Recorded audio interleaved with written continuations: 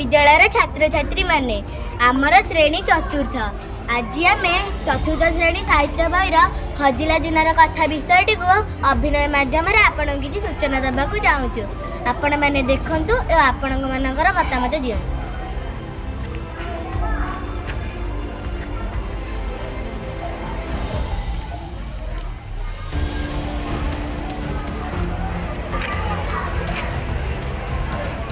अरे एमाने आज कुआड़े आसी देह हाथ दुर्बल आखि निस्तेज छुआ गुड़िक मुह जपरी स्त्री लोक मुह ताकू गली कुआड़े आसीज तुमे मैंने किए क्षीर देव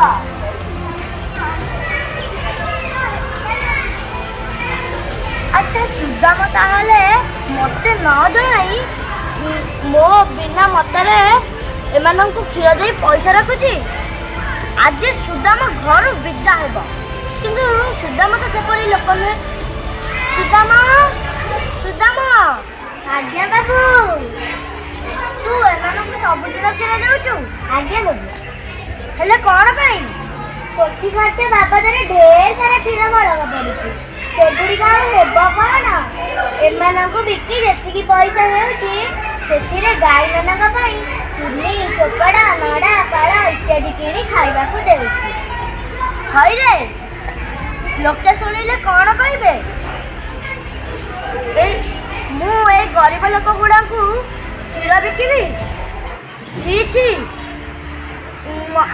गाईकर जदि दानार अभाव हेउतिला मते जणाइलु नाही।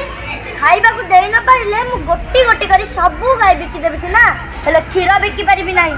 अभाव भितर उत्कल टैनरी जोता कारखाना नीलाम होईगला तथापि मु तलू खसी जाई नाही ना ता होई परिबा नाही। गाई जुआल थिबा जाए कोठी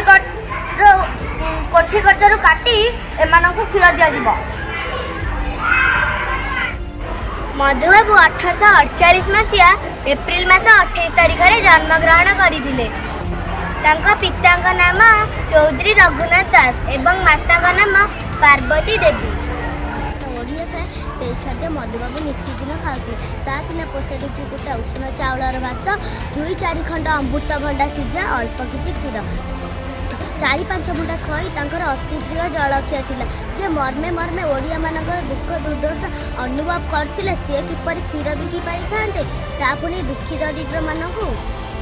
मधुबाबू थिले आम ओडिशार प्रथम इंग्राजी पढ़ुआ प्रथम वकील प्रथम मंत्री प्रथम पिलाता से आम ओडिशार गौरव आम जातिर गौरव तांको उत्कल गौरव बोली कहुए। जोता कारखाना थिला से जोता कारखाना गोधी महिषी कुंभीर चमड़ार बहुत सुंदर सुंदर जोता तैयारी होता।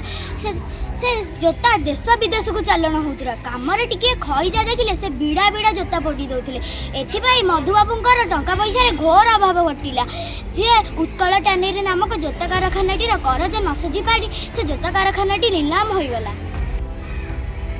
1880 मसीह मधुबाबू कलिकता छाड़ी कटक फेरी आसिले। प्रथमे कटकर बिहारी बागरे रही अदालत वकिलाती आरंभ कले।